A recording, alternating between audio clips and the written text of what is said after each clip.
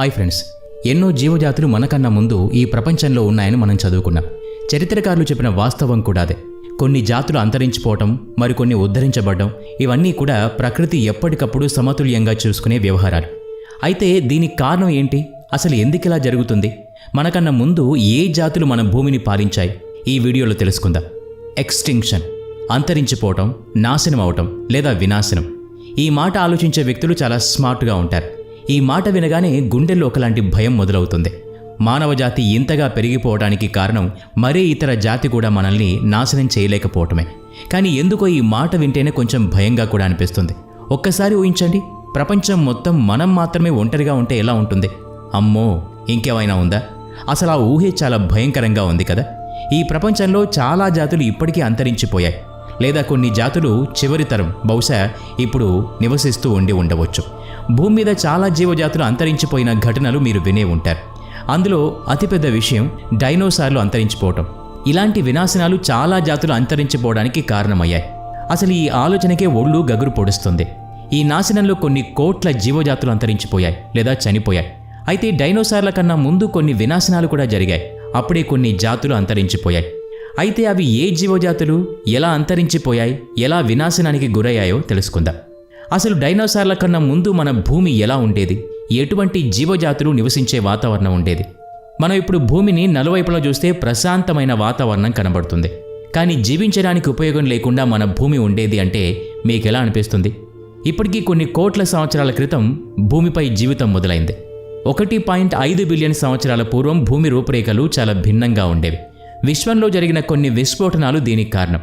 Solar system ఏర్పడటానికి ముందు కొన్ని బిలియన్ల వస్తువులు ఈ భూమిపై పడ్డాయి. మన భూమి ఉపరితలం మోల్టన్ మ్యాగ్మా క్రస్ట్తో ఏర్పడింది. కొన్ని రాతి వస్తువులు ఢీకొనడంతో ఈ క్రస్ట్ పగిలిపోవడం ఆరంభమైంది. ఆ తర్వాత దాదాపు 1.5 బిలియన్ల సంవత్సరాలకి ఒకే ఒక్క జీవి ప్రాణం పోసుకుంది. అప్పట్లో ఈ భూ ఉపరితలం చాలా స్మూత్గా ఉండేది. టెక్టోనిక్ ప్లేట్స్ వల్ల ఈ పర్వతాలు ఏర్పడడానికి పూర్వం చాలా సాదాసీదాగా ఉండేది. మన భూగ్రహం ఉపరితలం మొత్తం చాలా స్మూత్గానే ఉండేది. వాతావరణంలో కూడా ఆక్సిజన్ 0% ఉండేది. పూర్తిగా కార్బన్ డయాక్సైడ్తో నిండిపోయేది. సూర్యుని కిరణాలు కూడా చాలా తక్కువగా ఉండేవి. దాదాపు ఇప్పటికన్నా 30% తక్కువగా సూర్యరశ్మి భూమిని తాకేది. అంటే అప్పట్లో భూమి అంతా చాలా చీకటిగా ఉండేది అని చెప్పడంలో ఆశ్చర్యం ఏమీ లేదు. అయితే అప్పటికి చంద్రుడు కూడా భూమికి కొంచెం దగ్గరగా ఉండేవాడేమో. అందుకే రోజులో పగటిపూట దాదాపు 10 గంటలు ఎక్కువగా ఉండేది. టైడల్ ఫోర్సెస్ కూడా 300 మీటర్ల ఎత్తులో ఉండేవి. నిదానంగా భూమి అంతా చల్లదనంతో నిండిపోయింది. ఇక వాతావరణంలో ఉన్న నీరు వర్షం రూపంలో కిందకి పడేది. నీరు చాలా ఉప్పుగా, గట్టిగా, వేడిగా ఉండేది. అయితే ఇంతకీ విషయం ఏంటంటే అప్పుడే ఆదిమజాతి జీవాలు పుట్టుకురావటం, వ్యాప్తి చెందటం, ఎనరోబిక్ ఆర్గానిజం, వాయురహిత జీవులు ఉద్భవించాయి. ఇవి జీవించడానికి ఆక్సిజన్తో పనిలేదు, వేరే ఎనర్జీ కారణంతో ఇవి నివసించగలవు. ఈ ఆర్గానిజం స్విమ్ చేయడం కూడా నేర్చుకోలేదు. ఒక సాదా ప్రదేశంలో ఉండటానికి అలవాటు పడ్డాయి. అలాగే ఒకదాంతో ఒకటి అటాచ్ అయి జీవనాన్ని కొనసాగించాయి. ఒక్కో చోట లివింగ్, నాన్ లివింగ్ ఆర్గానిజమ్స్ కూడా ఉండేవి. అటువంటి విపత్కర పరిస్థితుల్లో ఈ జీవాలు జీవించడం నేర్చుకున్నాయి. దీనివల్ల భూమి ఇంకా చల్లబడి సముద్ర మట్టం పైకి రావటం మొదలైంది. సూర్యుడు తన రూపాన్ని పెంచుకోవటం మొదలైంది. తీర ప్రాంతాల్లో ఎక్కడైతే జీవం మొదలైందో అది కూడా విస్తరించడం మొదలైంది. అప్పుడు భూమి మీద ఏర్పడ్డ నదులు, సముద్రాల్లో ఉన్న జీవాలు నిజంగా జీవితాన్ని ఆరంభించలేదు. అప్పుడు కనుక సముద్రంలోకి వెళ్ళి ఎవరైనా చూసి ఉంటే లివింగ్ ఆర్గానిజం స్థానంలో సెడిమెంటరీ రాక్స్ లాంటి ఆకారాలు కనిపించేవి. ఈ రాళ్లు చాలా పెద్దగా ఉండేవి. ఆదిమజాతి సూక్ష్మజీవులు, ప్రైమోర్డియల్ మైక్రో ఆర్గానిజమ్స్ కూడా అప్పుడే ఉద్భవించాయి. స్కావెంజర్స్ వంటి జాతులు అప్పటికింకా లేవు. సముద్రంలో చనిపోయిన వాటిని తినేసి సముద్రాన్ని శుభ్రం చేయటానికి. అందుకే సముద్రం చనిపోయిన జీవాలతో కొన్ని కోట్ల సంవత్సరాలు అలాగే ఉండిపోయింది. అదే ఇప్పుడు మనం చూస్తున్న ఆయిల్ ఫీల్డ్స్గా మారాయి.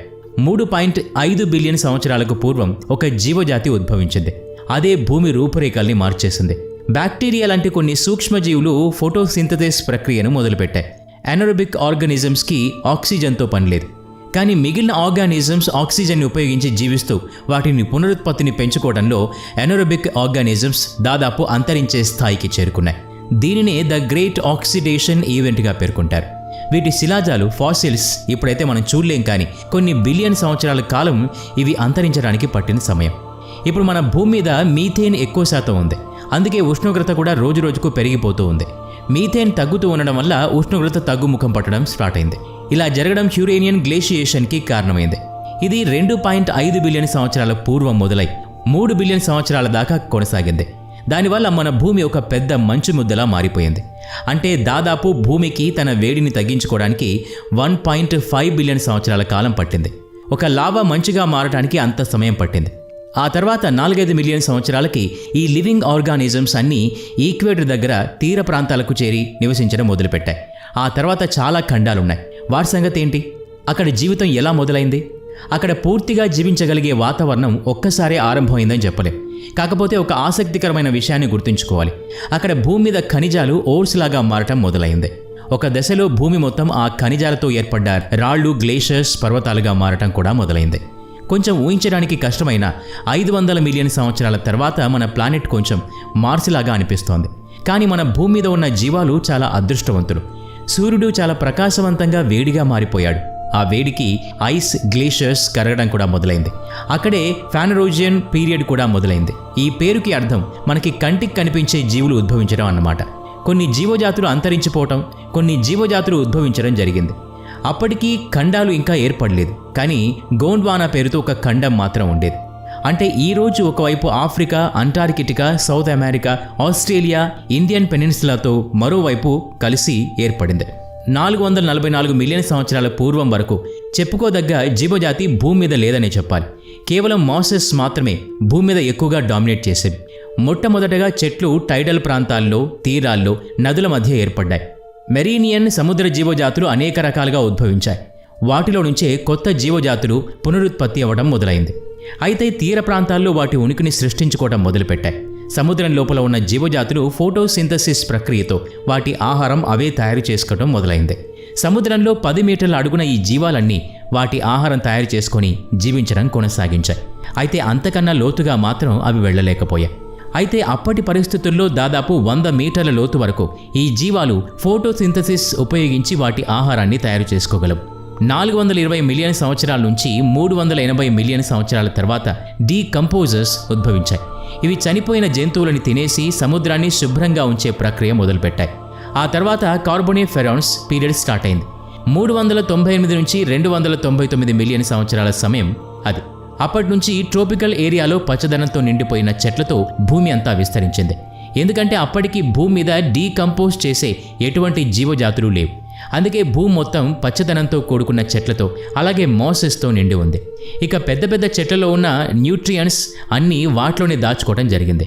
వేరే చెట్టుకి ఆ న్యూట్రియంట్స్ని విస్తరించలేకపోయాయి. అంటే అవన్నీ డీకే అవడం అసాధ్యమైంది.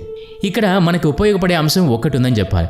ఇప్పుడు బొగ్గులా అవి మనకు ఉపయోగపడుతున్నాయి. దీనివల్ల ఇప్పుడు మనకి విద్యుత్ ఉత్పత్తి జరుగుతోంది. ట్రాపికల్ ఏరియా తప్పించి మిగిలిన అన్ని ప్రాంతాలు వేరే రకమైన ఫంగస్, అలాగే లిషన్స్ ఉద్భవించాయి. వీటిని తినే చిన్న చిన్న చేపలు నీటిలో అందంగా తయారవటం, ఉద్భవించడం కూడా మొదలైంది. అయితే ఇవి విశాలమైన సముద్ర ప్రాంతాల్లోకి రాలేకపోయాయి. అలాగే నీటిలో ఈదలేవు. ఈ సముద్ర జీవాలు తీర ప్రాంతాలకు చేరి జీవించడం మొదలుపెట్టాయి. కార్బోనిఫెరస్ కాలం తర్వాత పెర్మీనియన్ పీరియడ్ వచ్చింది. 299 మిలియన్ సంవత్సరాల ముందు మొదలై 252 మిలియన్ ఇయర్స్ వరకు కొనసాగింది. నీటిలో ఉండే జీవజాతుల మధ్య పోటీ ఎక్కువై అవి భూమి మీద నివసించడానికి స్థలాన్ని వెతుకొని ఆరంభించాయి. ట్రోపికల్ ఏరియాస్ అన్నీ పచ్చనైన చెట్లతో నిండిపోయాయి. అయితే 96% వరకు మెరీన్ జీవజాతులు అప్పటికీ అంతరించిపోయాయి.